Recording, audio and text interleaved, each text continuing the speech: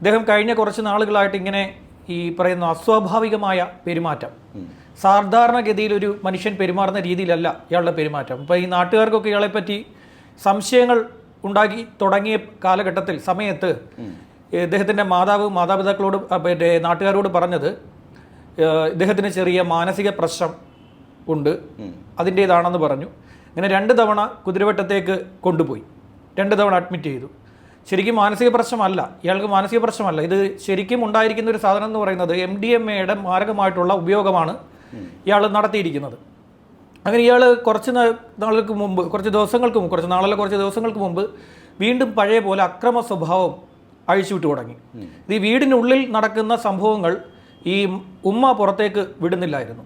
ഉമ്മ അത് പലപ്പോഴും ജനപ്രതിനിധികൾ, സമീപവാസികളൊക്കെ പോയി ചോദിക്കുമ്പോൾ ഈ ഉമ്മ പറയും, മകന് ചെറിയ മാനസികമായിട്ടുള്ള ചെറിയ വിഷയമുണ്ട്, അതിനവന് ഗുളികയും മരുന്നുമൊക്കെ ഞാൻ കൊടുക്കുന്നുണ്ട് എന്നൊക്കെ പറഞ്ഞ് ഇത് ഒതുക്കുമായിരുന്നു.